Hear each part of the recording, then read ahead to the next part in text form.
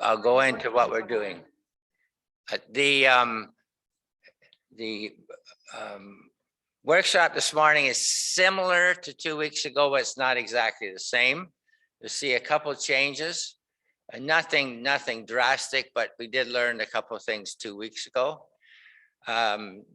Secondly, my name is David Phillips. I am I think it's called now Administrator of Leading with Care for the Presbyterian Church in Canada, which basically means I've had the opportunity over almost 18 years to cover our church from coast to coast, and literally from Newfoundland to Vancouver Island. The interesting thing about the 18 years is I started off with a 1-year contract, and that was it. And so now I'll be 18 years in the end of November. And I've thoroughly enjoyed doing this, and that's why I keep doing it. And I've thoroughly enjoyed meeting Presbyterians and sometimes people from other churches across Canada. We have a wonderful country. I think we all know that, but we also have a wonderful church that spreads across our country. It's diverse in many ways, but the friendliness of people from coast to coast, and especially if you go down east, is amazing. My other background is I was a high school teacher. I was a head of physical and health education for 34 years in the Durham District School Board. So I bring some of that teaching background with me as I've attempted to help people understand leading with care. Leading with care is undergoing some changes that will not have a lot of effect on what we're doing day to day. Some of it will be in the introduction, and that might be out after General Assembly this year. It's been sort of ready to go, but as you know, our General Assembly has met online and are going to do that again this year. And when you're online, you just can't get the same amount of business done. We just can't sit in front of a screen that long. I don't know about you, but I sure can't. So with that, we'll start.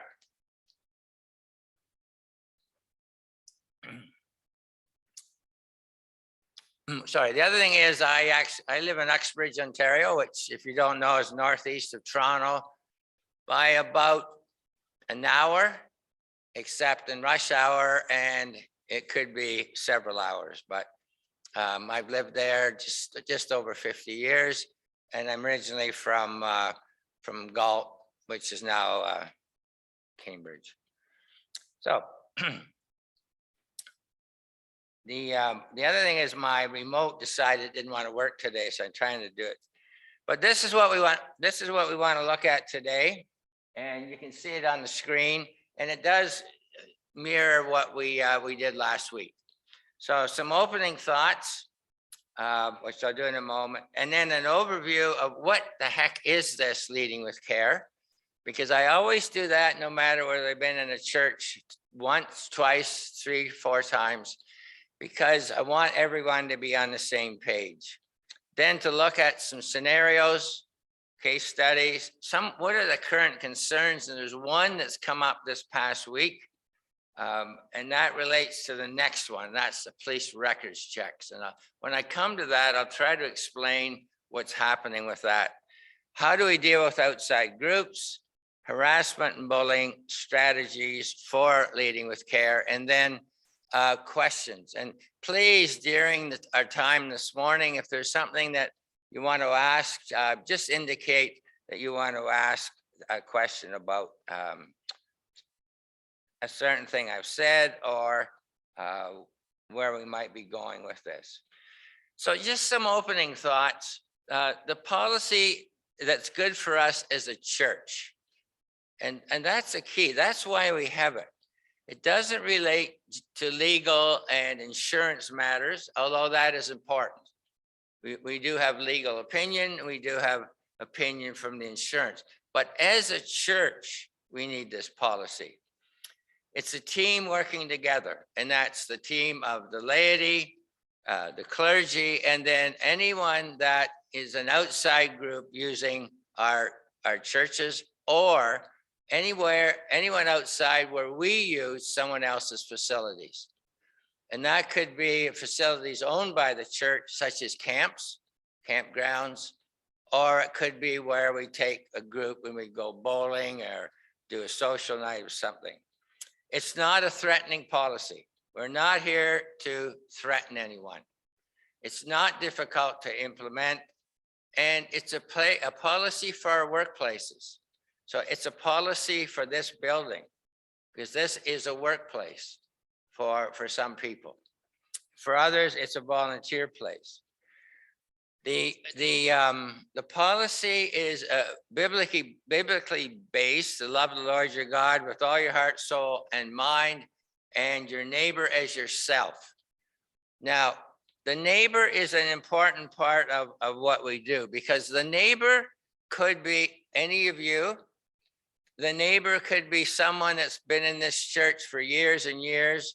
It could be someone that walks in on a Sunday morning for the first time. It could be someone that uses your church with an outside group. So the neighbor can be any of those people. So it's basically everyone that we can deal with. My own church, we had a person there who's passed away. I think was in that church 90 some odd years. So he was the neighbor. But we have the food bank in our church as well. And the person that walks in, he's the neighbor. So we've got to remember to love the Lord your God's heart, soul, mind, and your neighbor as yourself. And that's important for our church, because everybody seems now to have safety policies in place. I know in the school system that it's definitely there. I'm chairman of our library board in Uxbridge. It's definitely there.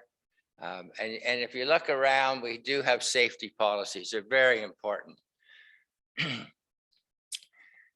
So reasons for the policy: children, youth, and vulnerable adults are precious to us, and we want to ensure, that's the first key word, that teachers and leaders are equipped and trained, and then we want to assure them that there's safety in our programs.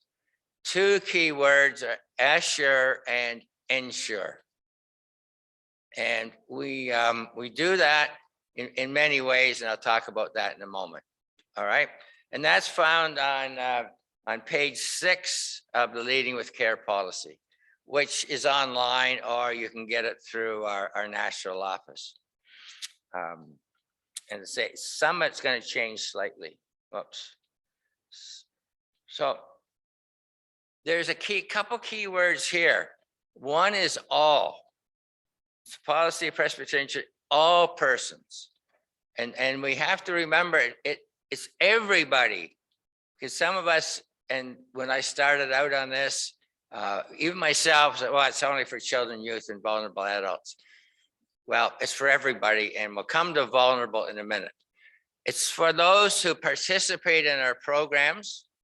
That could be Sunday morning service, it could be a youth group, could be ladies group, could be men's group, or anyone that uses our facilities that are not part of the church. So if you rent your church, or it's used for any other group, they have to follow Leading with Care as well. Excuse me, that relates a bit to insurance, which I'll come to later. So there's two parts: safety and prevention, and training and support of our teachers and leaders. The second part is what we're doing this morning. We're training and supporting you, excuse me, as our teachers and our leaders. But the first part is the key. How do we make this a safe place for everyone? But more important, how do we do steps along the way to prevent anything from happening that we would say is abusive or could cause danger to others? And that's very important. And this is probably different than some of the other policies that we have within our church. And that's We are all about prevention. If it doesn't work, then sometimes our other policies come into place. For example, we do have a sexual abuse and sexual harassment policy. Just lately, we have been, this past Wednesday, I think, we had a training on our new harassment policy. Those generally come into effect after something has happened. We want that, like the best thing that could ever happen, here's the here's the harassment policy. Here is the sexual abuse and sexual harassment policy. They're on the shelf. They're getting dusty. They're getting dirty because we don't use them anymore, because we really have worked hard to prevent anything from happening in our churches. It does happen. It does happen.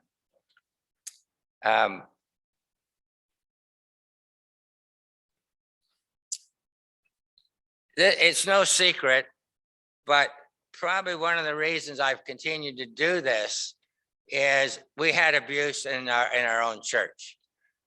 And when it happens, it is a quote unquote killer for the church. Ours was bordered on sexual abuse, but really it wasn't. But it happened. It caused a lot of issues in our church. And since it was no secret, it caused the removal of the minister. And it caused me, because I was clerk of session at the time, the best weight reduction program ever gone on, but not one you want. During that whole thing, I lost 20 pounds because I just couldn't believe it happens in churches. But unfortunately, it does. Which means we need to be serious about abuse prevention. How in the world do we do everything to stop it? And that's what we're going to talk about for the rest of the morning. So I like using these little scenarios or case studies because every one I use is real. I'm not making any of these up. They actually have happened. Now, I'm naturally not going to go where they happened because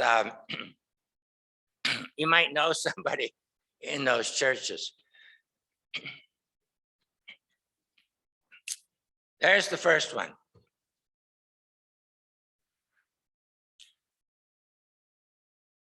Tomorrow morning, if you're in church, are you meeting in person now? Okay, good. We start a week tomorrow.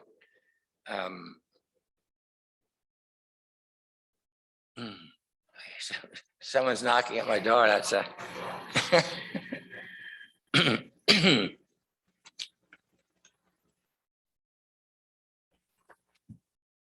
okay, there it is.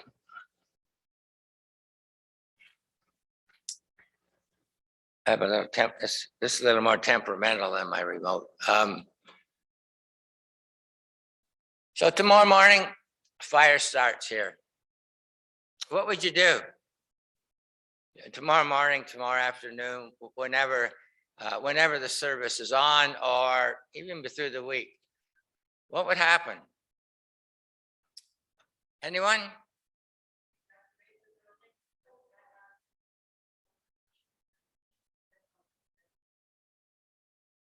Okay, good. Pull the fire alarm. So the ushers are trained to do that?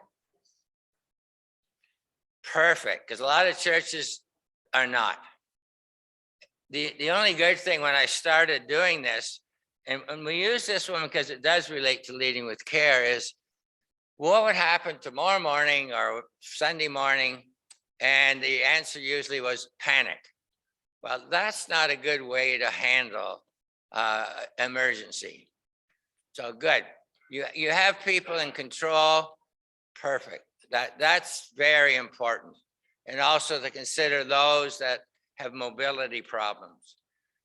It's interesting, when I was out west, I did this, and they said, "Oh, that's a bit of a problem," but their concern was, earthquakes, especially Vancouver Island and the west coast of BC. So they have a protocol in place for earthquakes, which is, I think, probably quite almost the opposite, where you stay in and you get under things and all those. But for us, it's fortunately right now just fire, not earthquakes. Okay. The fire alarms, are they always in good shape? Fire extinguishers, whatever you need. Okay, perfect. I'm sorry? That's a good show. See, again, this is something that we forget about. I think it was in the Globe and Mail a year or so ago. Why are fires so elementary? And what it was basically saying is, why do kids in elementary school and secondary school know what to do when there's a fire, but adults don't? Because we don't do training and we don't have a protocol in place. I was in a church in one of the Atlantic provinces, and this came up, and one of the groups said, "Thank you for bringing that up, because we actually had a fire alarm in our church." And they said the interesting thing that happened was the adults just sat there. Nobody moved, but the kids all filed out nicely out from their Sunday school, and everything was fine with the kids. But the adults, this was probably a false alarm. Fortunately, it was. Oh, yes.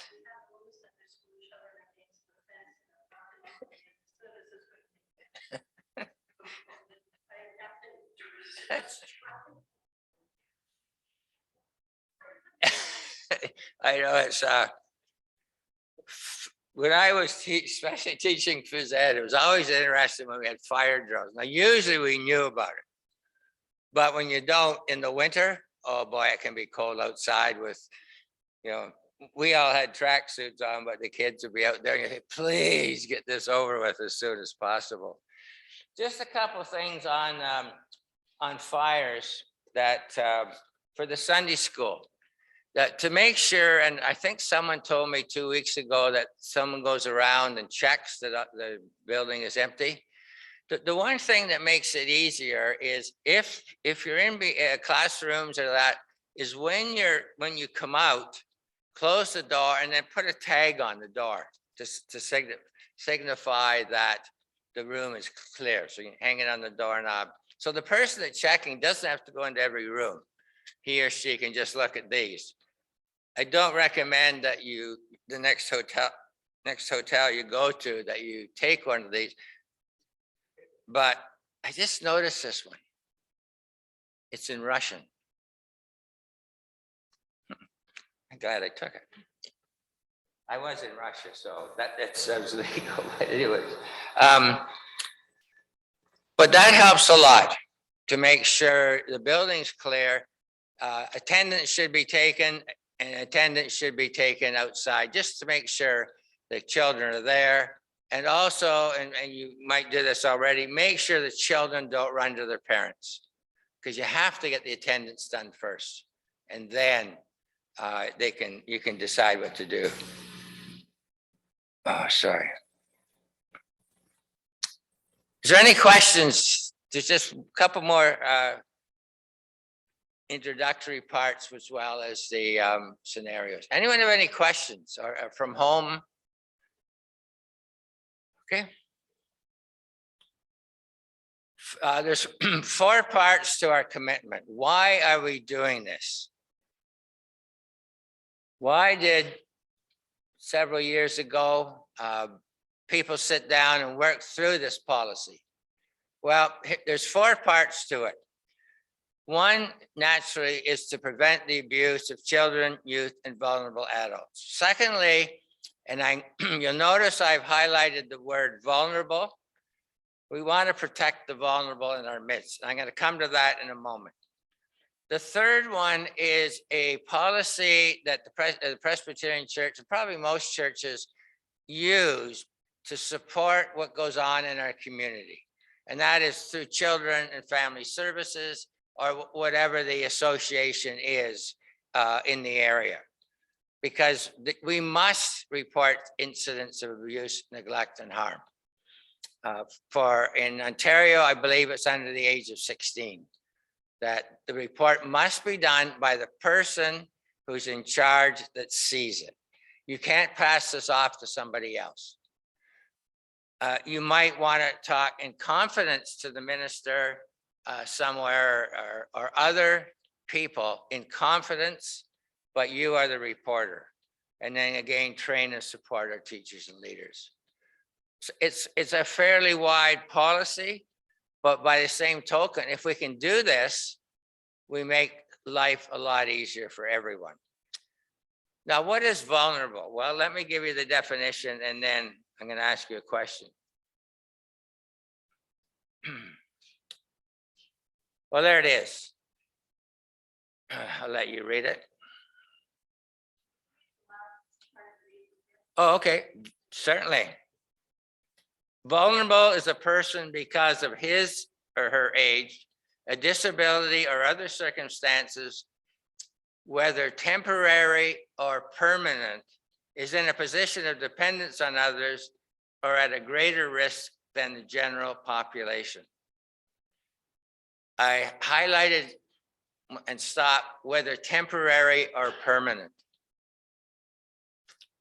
Who's vulnerable? Who are the vulnerable people in your church? Who are the vulnerable people that come in from the outside to use your building? Who are the vulnerable people when you go to other facilities? Anyone. I have to say that 2 weeks ago, the first person that answered got it right. No pressure. Who said all of us? You tied for first, yes. Yes. Anybody, because of that temporary or permanent, could be vulnerable. The few cases I know of that have taken place in the in Presbyterian churches across the country, and they're very, very few, thank goodness. But the vulnerable people are generally emotionally or psychologically vulnerable. We do recognize physical vulnerability because someone, could have a cast, could have a walker, could have many different things. We can recognize the physical vulnerabilities. We don't recognize the vulnerabilities that are emotional or psychological. And those are the ones that generally end up causing us the issue with abuse or harassment. So that's why we're really, really careful on what we're doing, because we've got to step over that idea that, well, we can see it every time. We can't see it. And the one I know best completely floored me. I was absolutely shocked of the abuse that took place. And it was, well, maybe it was permanent, I don't know, but at least it was a psychological and emotional situation. If you keep that in mind, you'll have a safe church, because you make that assumption that, that person could be vulnerable. It doesn't mean that you treat them any different. We go back to that, love your neighbor as yourself. So, number 2.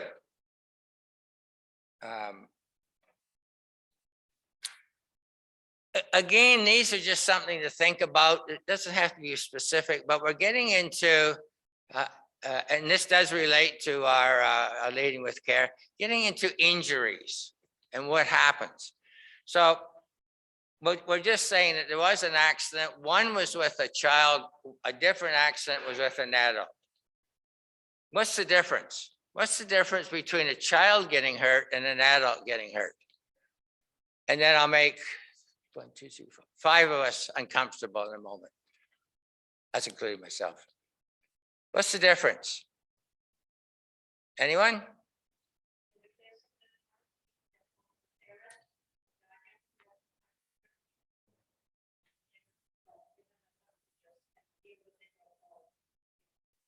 Okay. Okay, yeah. Yep. The child, you know, if there's if a parent or guardian's there, then they'll come and they can help. If they're not, you still have the rights to treat that child. The other thing with a child is quite often it might be sound a lot worse than it is. And I remember one of the doctors in our community, always when he had a child come into the hospital or his office with something, put a Band-Aid on their arm. And when I took our daughter and went, why do you do that? He said, they feel better already. So a little Band-Aid can help a lot. Now, if it's more serious, that's different. With an adult, and particularly older men, we tend to underplay what's really happened. And I say that for myself as well. No, I'm fine. Don't worry. You know, I can't walk very well, but everything's okay. With either one, though, it's important as a church, and this goes back to that loving your neighbor, that you follow up. If it occurs on church property, an incident report has to be filed. However you do that, we do have them in our Leading with Care binder, or it's online, how an incident report is done. It is then filed and kept. And what you're looking for, one, is to follow up with that child or adult. But number two, see if more than one incident happens in the same place. Is it something to do with the building as opposed to just a random accident? I was mentioning this a couple of weeks ago. We had an incident in our one of our gyms in Durham region for kids falling, particularly, you know, in a game like basketball or volleyball, slipping. And what we found, and to the school's credit, they had kept that report, and it's the same place. And what we found out was the wax on the floor was the wrong wax. It wasn't anybody's fault. I mean, that was just didn't, and it was more like a dancing wax. Now, I was eager to take my basketball team to play there because we weren't very good. And I thought, well, at least we got a chance. So look, where are these incidents occurring, and then follow up by phone, or if you can do it in person, it's better. Because once again, on the follow up on the phone, say, I'm fine. Do you have first aid kits? Everybody know, you know where they are? That's good. I had the same answer 2 weeks ago. Do you know what's in it? And who checks it? It should be checked regularly. And keep in mind, the first aid kit is a first aid kit. It's not something for surgery. Even in the school system, I had the friend of mine was a pharmacist, and he made up the first aid kits for me. So it was first aid. We did have then a better kit, but only 1 or 2 of our staff actually used it. And that one of our females, one of our male staff, if it was something a little more than just, you know, first aid where we might need an ambulance, then 2 of our staff would look after that. So checking it's important. The other thing you can do, and this was came an idea from one of the workshops I was doing. If this is your first aid kit, put a sticker on it so that you know that if that sticker is broken, someone's been into it. And that means you can automatically check on what's going on. Number 3, and this is now starting again to what you probably think more Leading with Care is all about.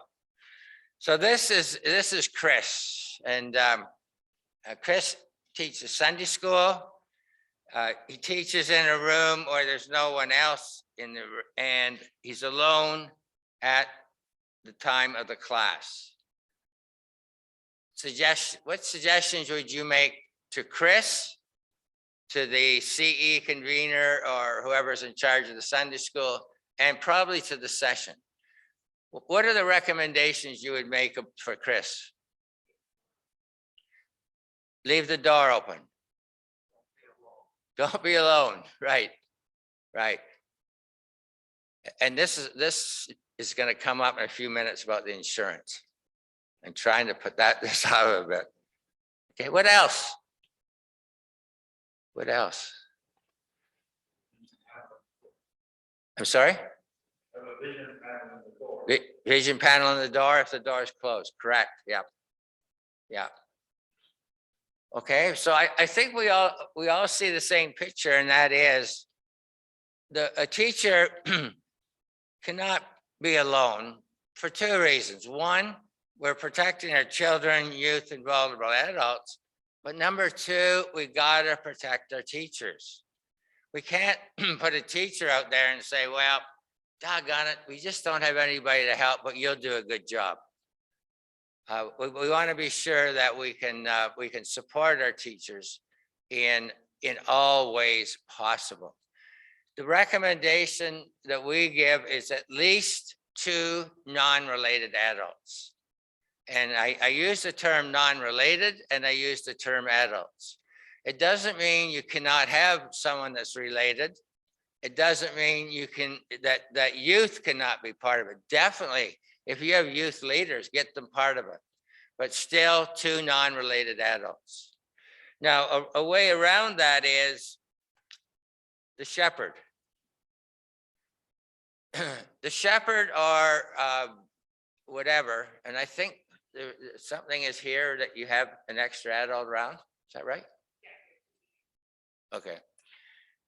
So if you have 2 teachers in the room, that's perfect. But if you don't, you can still use the shepherd. The shepherd is a person, and he or she might cover a couple classrooms. It's better if you have a shepherd. The shepherd is a non-teacher. And the shepherd does not have to be the same person every week. It can be a volunteer who is non-related.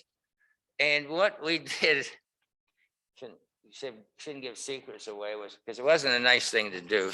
But in our church, when we had Sunday school, and right now it's, we're kind of in a state of flux because of COVID, is we have a clipboard with a piece of paper and all the dates for a quarter, so like 3 months.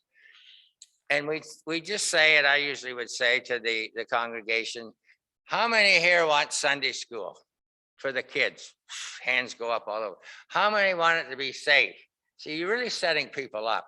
How many want it to be right? So you want Sunday school, you want it to be safe. I'm going to pass around through the sanctuary a clipboard for you to sign up which Sunday you'll be the shepherd. And that way then you have a whole list for 3 months. Now, if someone signs up for 5 or 6, then there's some other issue there besides wanting to be a shepherd. They might want to be taking their sheep outside somewhere else and not listening to the sermon. I don't know. But it works. It's a really good way. And what it does, one, it makes the place safer. But the other that I think is important, it exposes other people to your Sunday school.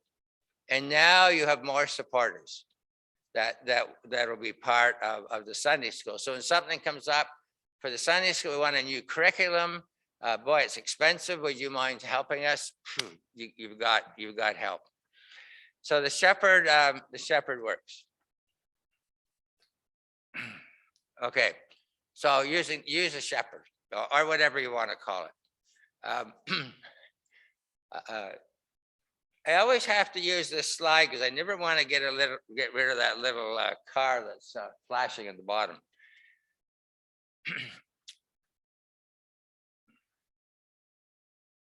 Now, this though is going to bring us to a situation that has increased in difficulty in this past week, and I'll explain this in a moment.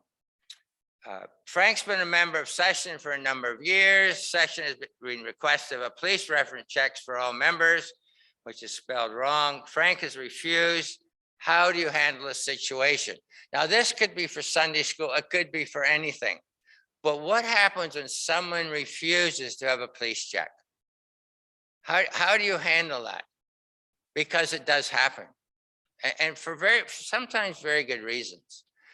Sometimes it's cultural, sometimes it's people have already had a record and they think, well, once they find out I've had a record, then I won't be able to do anything, which is not true. We work around that. Any comments on this?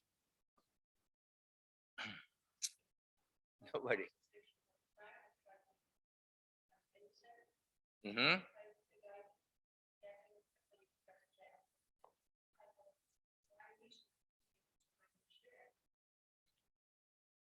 Okay. Yep. That conversation is really important. I mean, there might be something there that you don't know about Frank. And he might just feel that that he's had a police record or something's happened to him with the police in the past. So then you find out. I think I know the answer from here from a couple of weeks ago. What if he says no? No. Is he still a member of Session?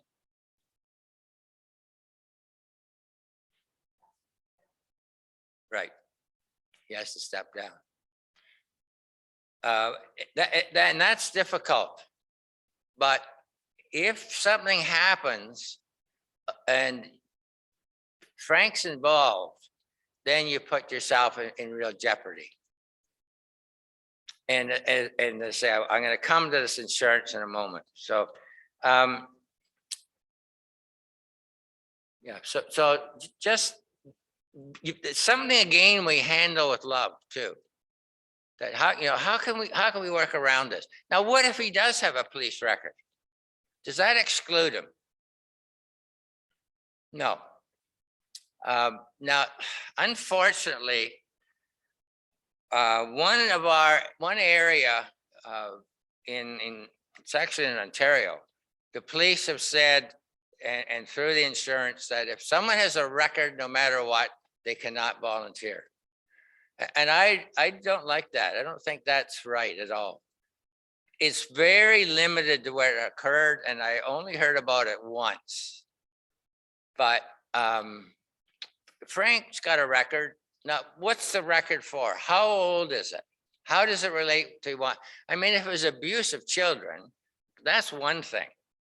But if it was something else that doesn't relate to what he's doing, wants to do in the church, where he's going to be supervised or have someone with him, happened 20 years ago.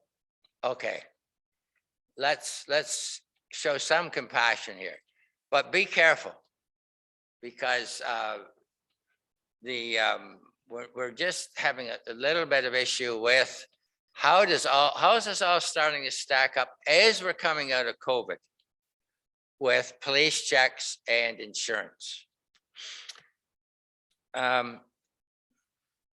So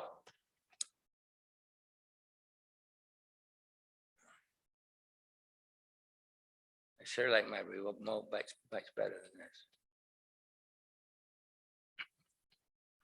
What we have here is the risk factors.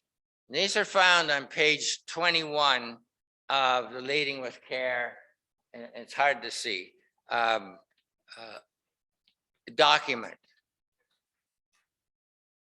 This gives us a bit of a clue to what we are looking for in certain people and how risky is what they're doing. So for example, number one, teacher leader may be alone with persons served. Yes, that is true. If that is true, first thing you try to do is make it untrue by not allowing people to be by themselves. If you can do anything, if it's a Sunday school teacher, then you use the shepherd. The second one, and I'm only gonna do a couple. Teachers, leaders have limited or no supervision in their role. Again, how do we get that? So we might have the CE convener or someone part of that supervision. Number 6 is the one that causes the most problem, and that is the ministry job description includes touching persons served. Now, don't you think that caused chaos when we started? You can't touch anybody that you are serving. So I'm the Sunday school teacher, or I'm the nursery teacher, and we have a child that needs their diaper changed. Now you look at that and say, that's going to be very interesting. How do we do that? We don't have robots to do that. And to be honest, that one is the one we're really looking at as we revamp some of the leading with care. How do we say what we want to say? And basically what we're wanting to say is don't put yourself in a situation where you're unobserved and touching occurs. And it could be very, very innocent. When you're in a group setting like here this morning, and a couple of you haven't seen each other for a few weeks and you hug each other, well, big deal. Look at all the witnesses you have here. But it's when you get into a situation where you could be isolated, then that's a whole different situation. Where we're running into an issue, and I'll bring this up now under insurance, is one or two, and I'm going to ask whoever's in charge here to make sure you check your insurance. But one of the major companies, we had a discussion, I called them this week, and on Wednesday, I talked with one, I think she was a vice president of one of our major insurance companies, which is Marsh. Marsh is the biggest insurer of Presbyterian churches across the country. They don't insure the most, but no other company insures as many. I think they maybe be 40% of our churches are insured. They're saying to us, and say, this only came on Wednesday, we're trying to work, anyone who volunteers must have a police check. Anyone. We don't do that now. If you're by yourself, yes. But if you're teaching and there's 2 or 3 non-related adults, we think that's safe. It's probably safer than a police check. But this is what this is, and I gave her an example, but make it clear, she wasn't being difficult. She was just saying, this is the policies we're coming out with. And I said, and I used the example of Sunday school, and I said, Mary's teaching and Joan's with her, and they're non-related, they're adults, they've been good teachers. Does that mean now they both have to have police checks? And her answer is yes. That changes a lot for us. And I think it's going to change a lot in the churches. That if I'm coming in to help, I got to have a police check, forget it. And it doesn't mean they've done anything bad.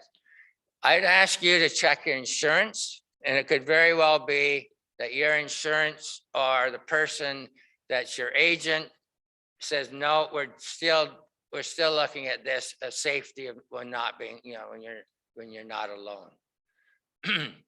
Anyways, that caused us a few issues this week after we found that, and it came from one of our churches because they were just shocked. They have I think the lady told me just over 100 volunteers, which I thought was tremendous. And she said, we can't go out there now and ask 110 volunteers all to have police checks. And I said, well, then I'll follow it up. And yes. We say every 5 years. The new policy might say less, might say every 3, but we're trying to stick with every 5. In churches, and I think in a lot of situations, we know before the police that something's happened. I mean, the word of mouth spreads pretty quickly. If you live in a small town, it's really quickly.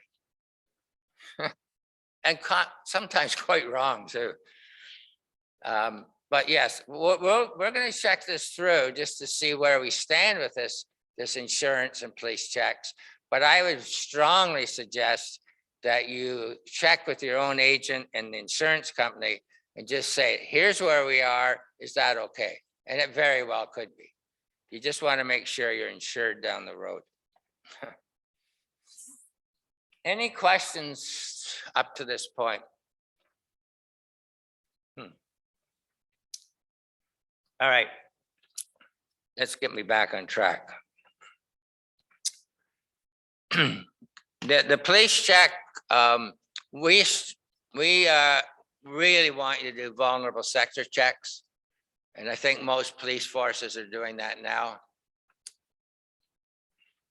That was another issue we got into too, with what is the proper police check. The lowest one is not very good. The second level is pretty good. The vulnerable sector is the one that police are recommending. So we suggest that you have a vulnerable sector check. Okay, so I'm back. There's still some more on insurance. Is there any question on the police checks? Please, if you have, yes.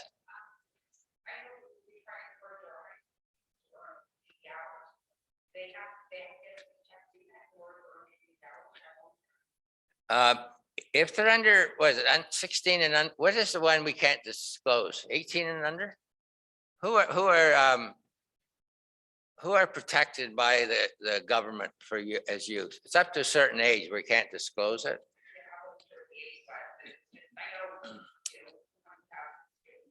Yeah, yeah. Sure. Yeah, yes.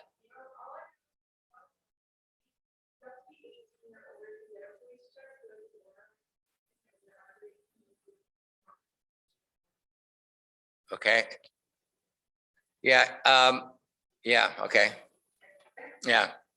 Well, no, in Toronto, we had an issue with that, and the police said, well, I'll get a check for them anyways. I said, well, what good does it do? But anyways, okay, good, thanks.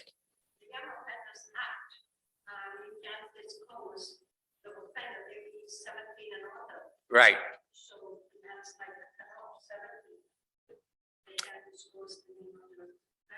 Yeah, yeah. Yeah, and I would think quite depends. If they're volunteering for hours, or they're volunteering here and they're not volunteering on behalf of anybody.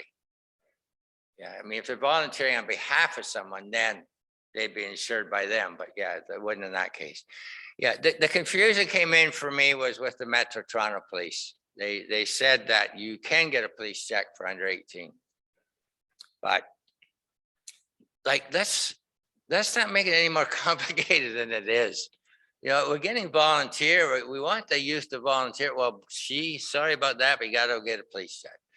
Well, no, because they're supervised. I would say let's just carry it on with the way we're doing things. I mean, there is part of in leading with care that we, I think it's still in there, said, you know, sometimes just use common sense. Well, I guess unfortunately now what's happening in society is, what is common sense?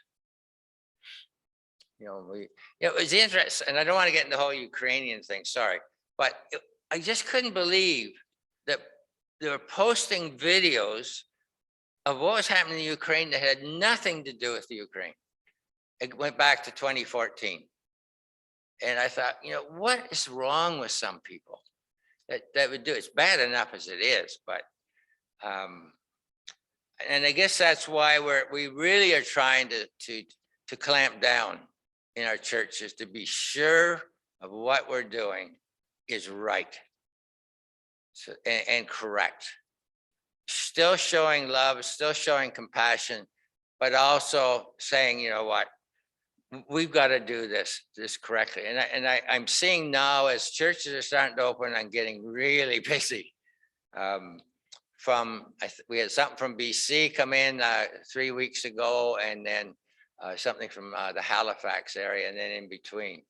So I think our churches are realizing that we have to be very concerned with what's going on around us and who's out there. the one thing the insurance lady said to me that really bothered me, she said, we're really starting to see abuse. It's growing.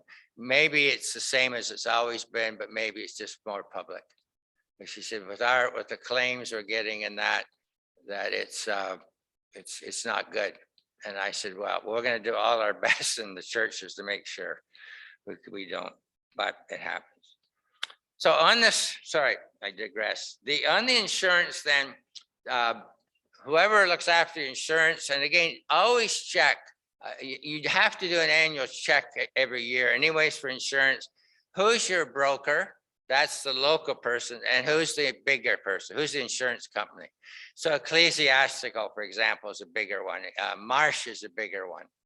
And then you will have an agent that you deal with directly. Who's covered in your policy? And this is important too.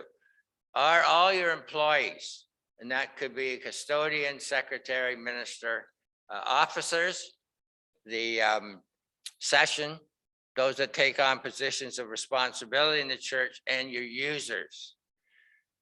And the users mean a person that uses the church on behalf of the church. Other words, the session, hopefully there's no one gets hurt in the session, but the board of managers, there could be a youth group or ladies group or anything. That's the users. So all church groups, but then also outside groups. If you have an outside group using your church, whether renting it or using it, make sure they're covered by your insurance.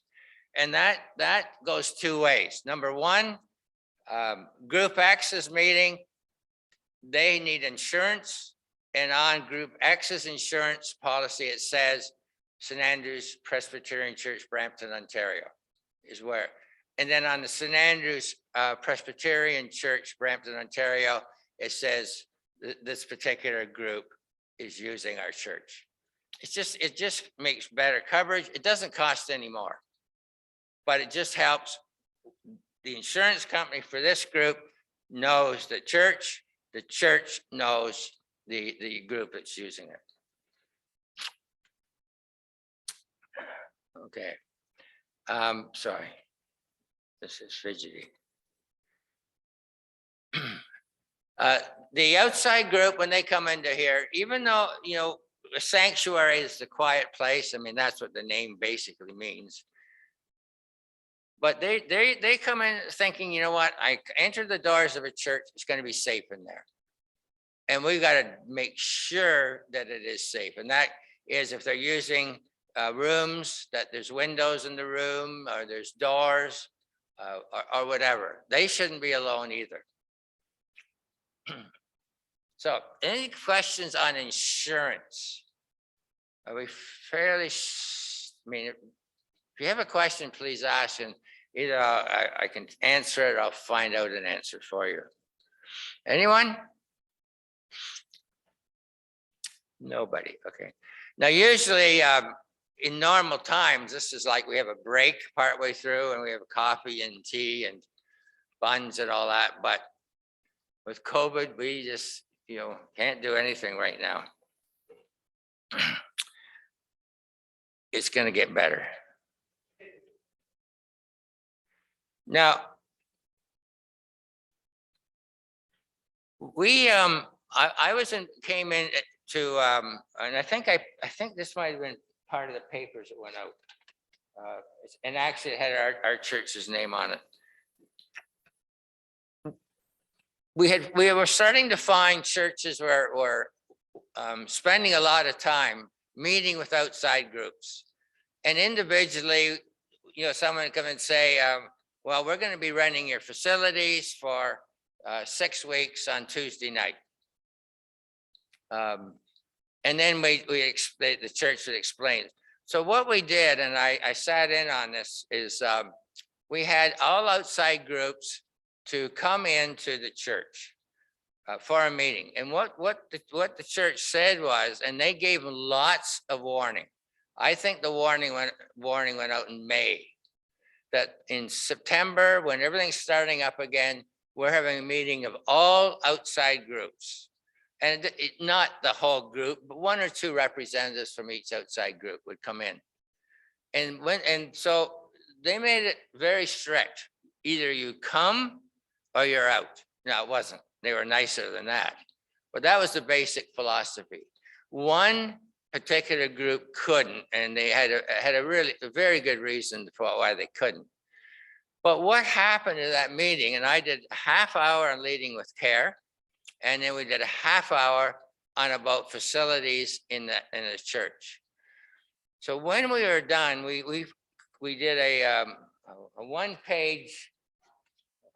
Just need to check a 1-page detail of what leading with care was, and then from the discussion we had with the outside groups, we did a 1-page to help them get through the church. You know, where are the telephones?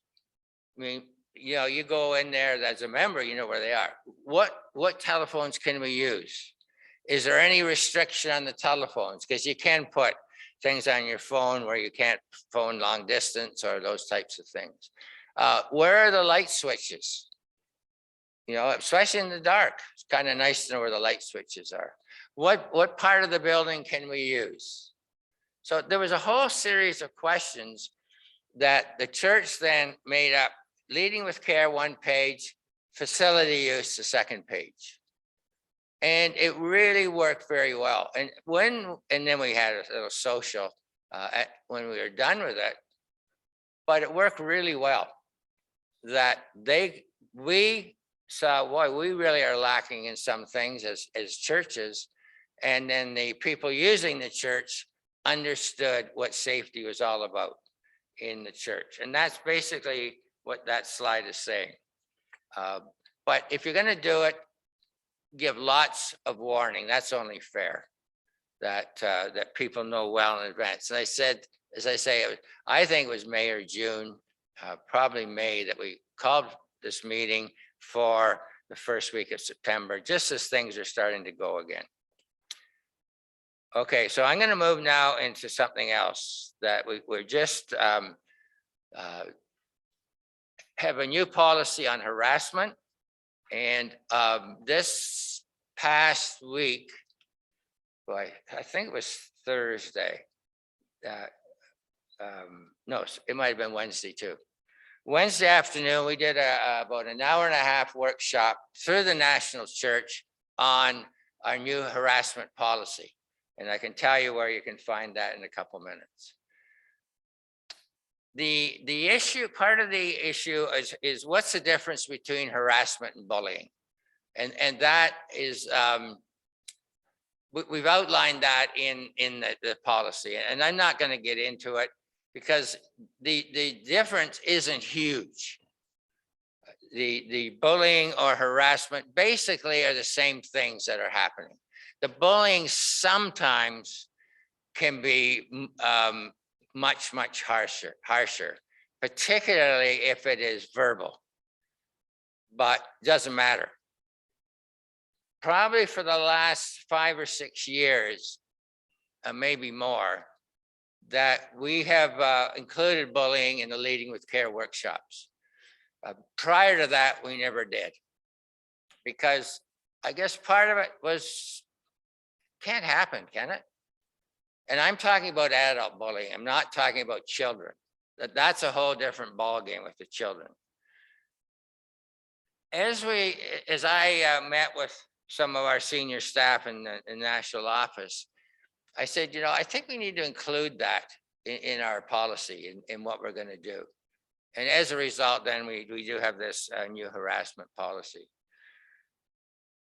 Why I had difficulty with it was, I guess I saw it in churches and be honest, in my own church, but I just thought it can't be that widespread.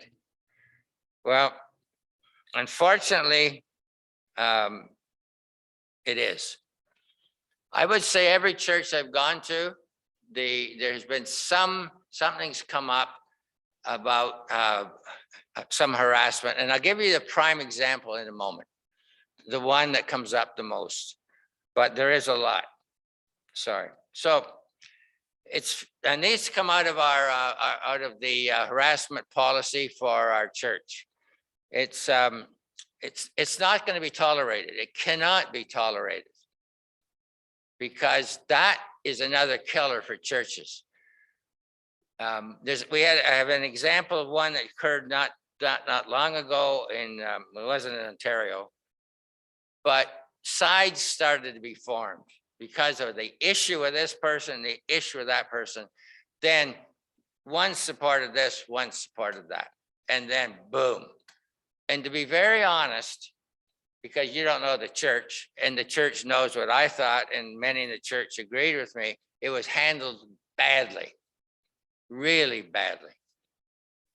And I'm not going to say how it was handled, but it just wasn't handled properly. And it's still going on. So it's physical or verbal behavior against a member, volunteer, or church employee in the church that is unwelcome. It can be and is usually threatening. So it could be a church member, could be a volunteer, it could be an employee. It could be anybody basically that comes into the church or that happens in a church function. It can be and is usually threatening. So why is it leading with care? Well, if you go back to slide 9, slide 15, it relates. What is the policy and what's the active commitment? Both of those, the bullying harassment falls under that category.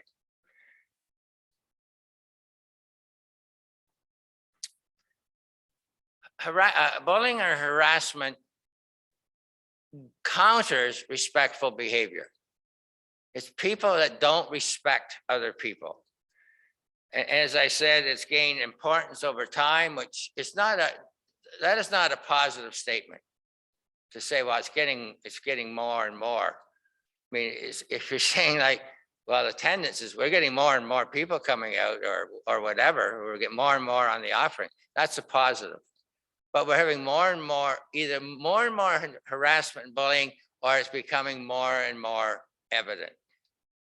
And thank goodness it is that people are starting to talk about it.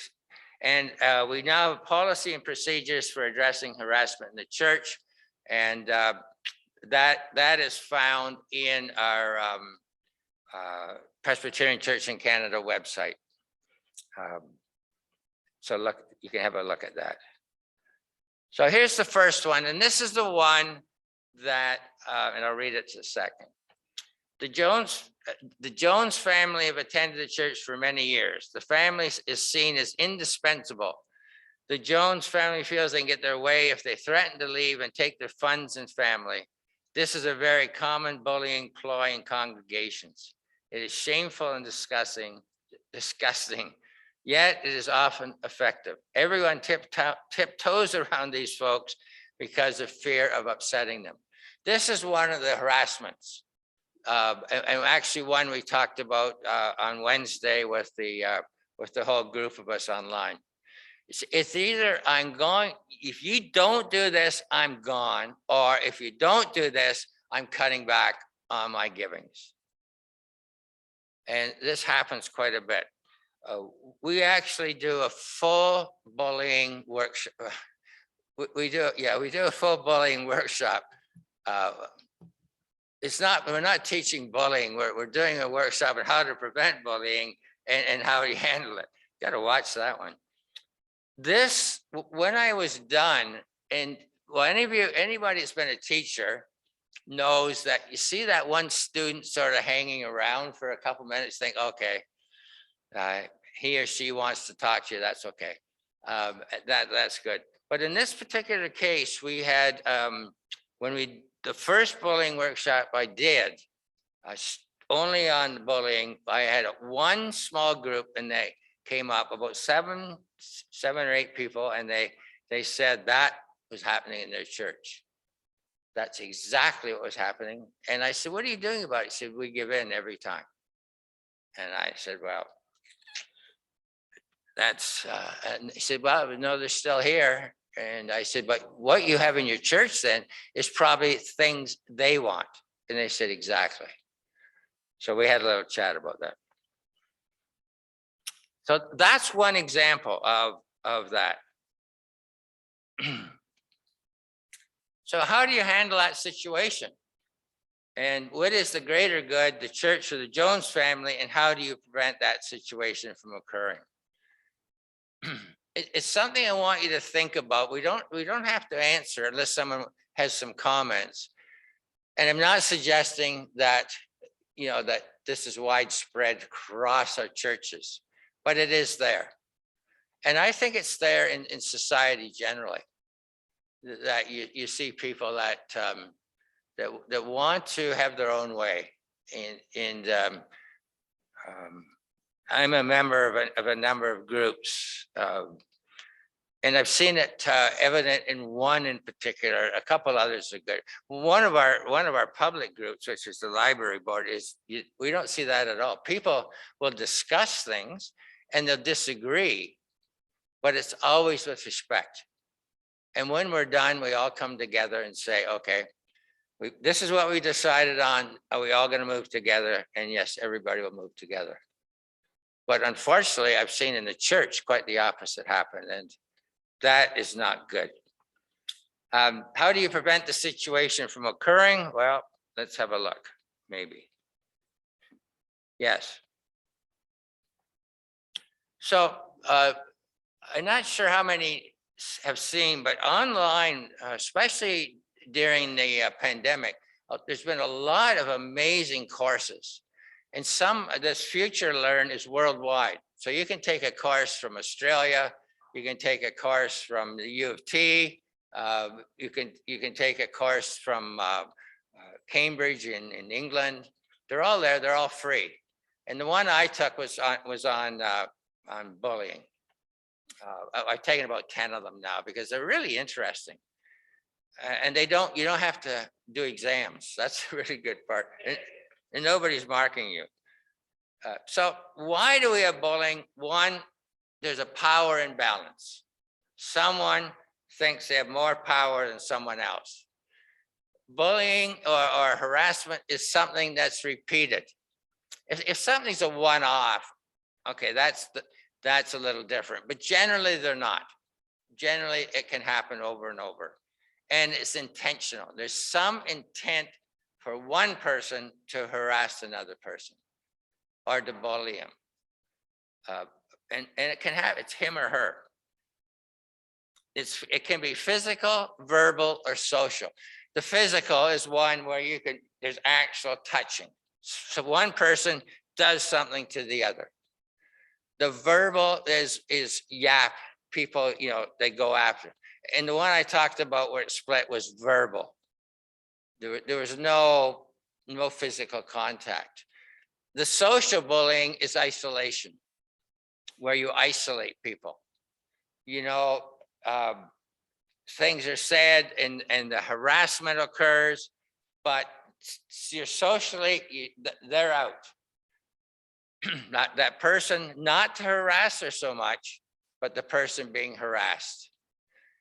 And sometimes it's them that, because of what's happened, they don't want to socialize with such groups, and you can't blame them.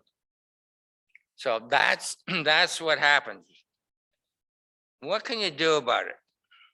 Well, one is to listen. And again, this comes from Future Learn from that. And this is one group suggestion. Listen. What are they saying? How did this bullying occur? Secondly, is to reflect. The group that's looking into it, think about it first. Don't jump in with an answer. Then empathize. Empathize for that person that was bullied, but also to some extent from the bullier. There's something going on in his or her mind that's causing this to happen. Never interrogate. Other words, well, why in the world did that happen to you? What did you do? No. And then I think this is a really key one. How would you like me to help? How do we move forward with this? So yes, just let me go on and I'll take any questions. Whoops.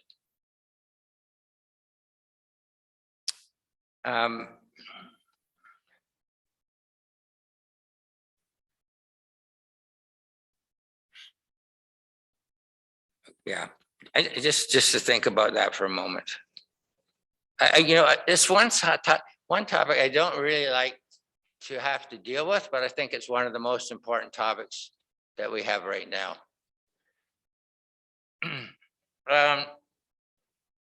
This was another one that happened.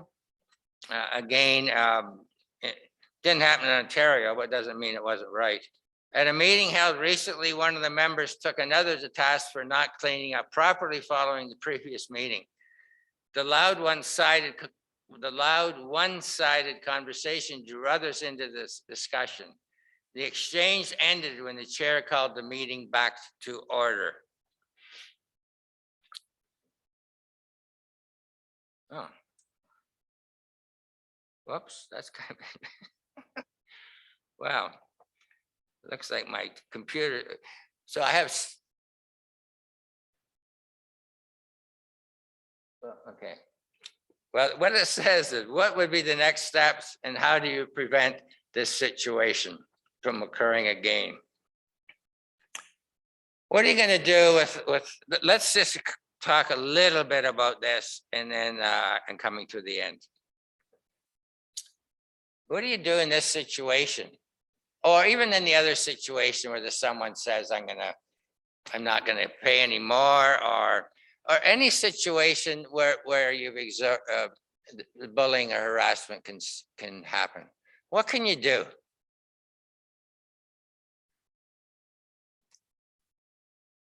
Well, number one, I gave you some answers before, but we do have a harassment policy in the Presbyterian Church in Canada right now. Go to it. The only thing that's missing from that is there's a great flow chart that we saw the other day, and we've asked for that flow chart to be published, which basically is giving you, this happened, okay, then did this happen or that, and then down. Sometimes when you do the investigation, there's nothing found. So that's the end of that one. But when you do the investigation, then there was some issues. Then generally what we recommend now is it goes to a 3-person committee. That committee, and I mentioned this the other day in the workshop we were doing, that committee has to be really good, not really fast, but very accurate. You can't come back like the one I was observing or mentioned earlier with a recommendation that made absolutely no sense. So that is there. The other thing is to try to be sure that that it doesn't happen again, and we do that by doing things in advance. We talk about respectful behavior. We talk about how issues develop, but what we can do to make sure they don't develop. We do it by talking in the church, and we're recommending that harassment policies be put forward in the church. So we explain, as we should be explaining, leading with care. All these things have to happen in order for us to stop it.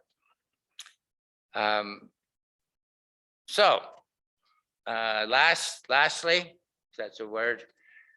Yeah, sorry.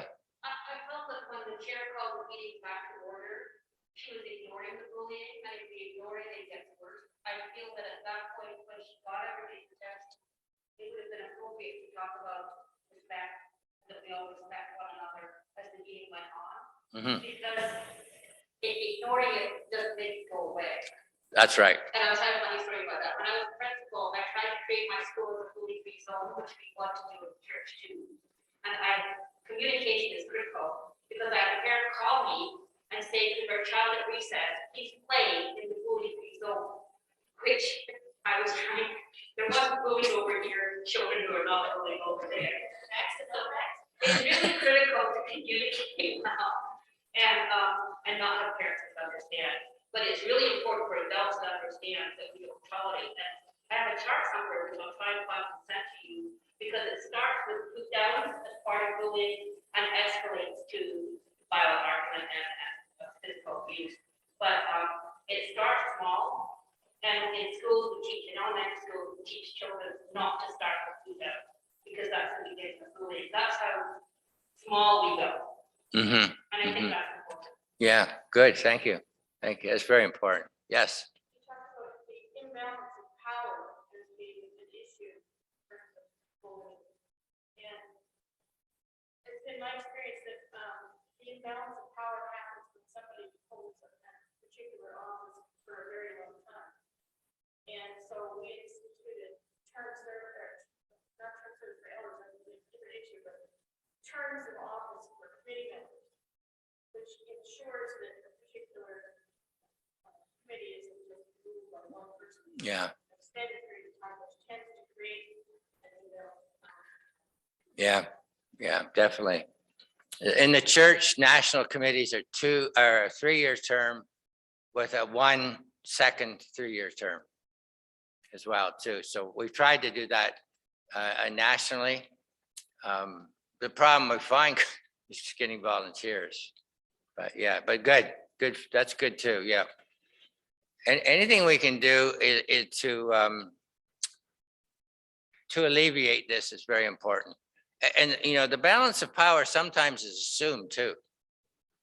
That there is no balance. That nobody's got more power. You know, the session theoretically, everyone's got the same power, but there's always someone that assumes that they're better.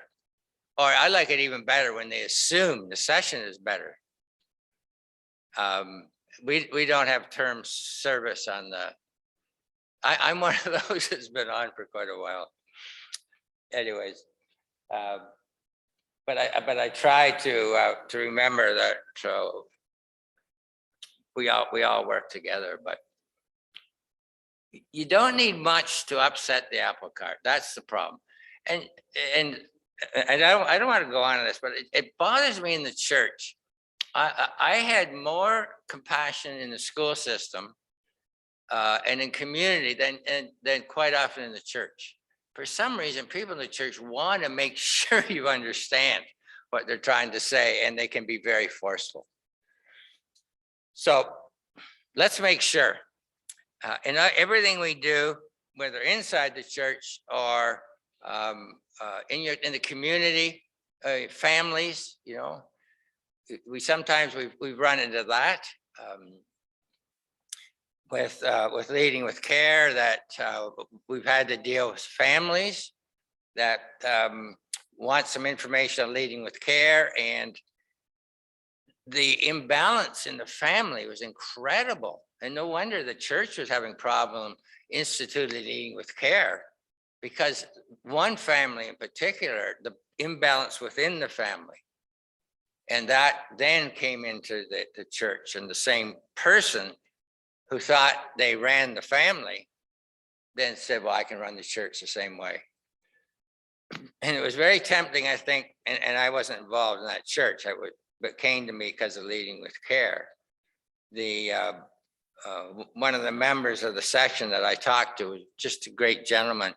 He said, you know, look what's happened to your family. You're trying to do the same to the church. He said, I didn't say that. And I said, well, you didn't. But that can carry over. Any other questions? We'll look at this and then we will have questions.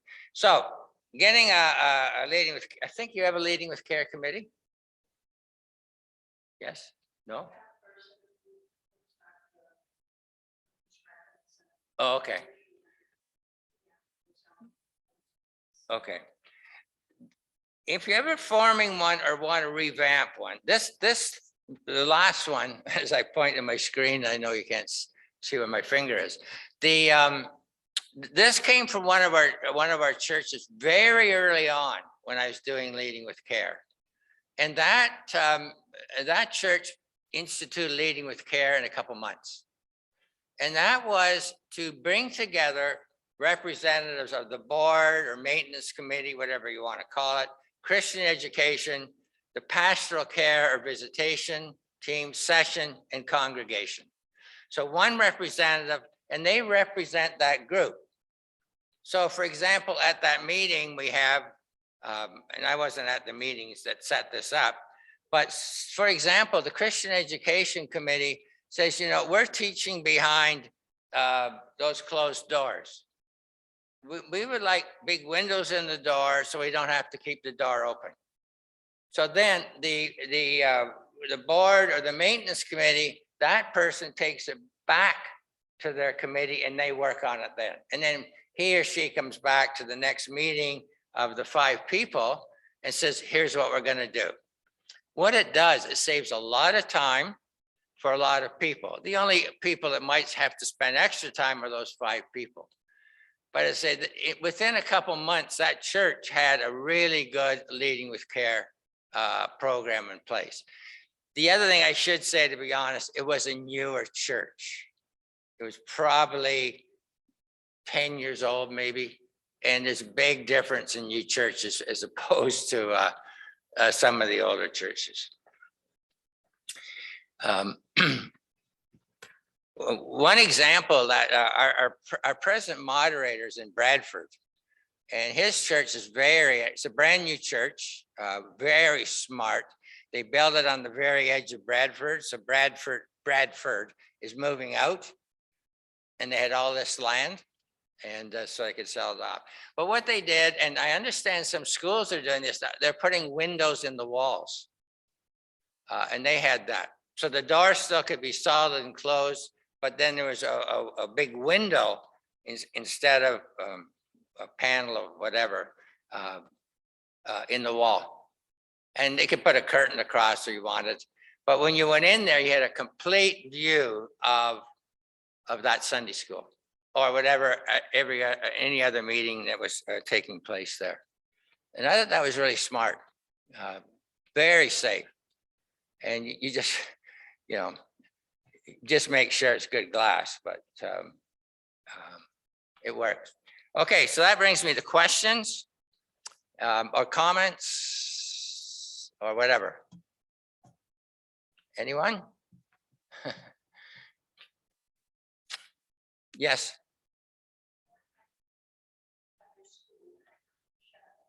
Yes.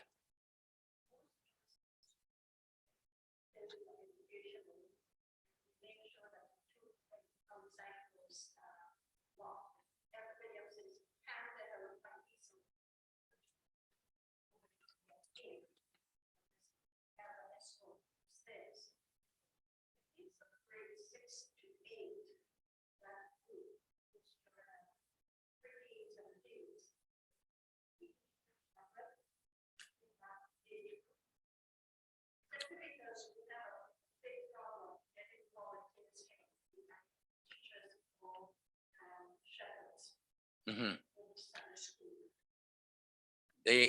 Does that class have 2 non-related adult teachers?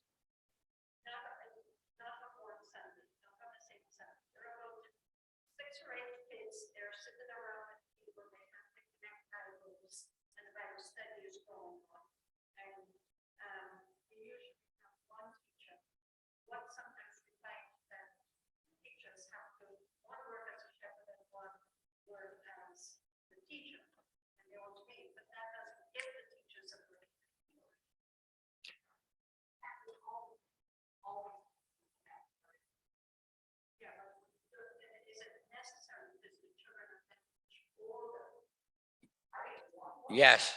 Yes. Yeah. Anytime we have a group meeting together with a teacher, well, I'd say there has to be 2 non-related adults.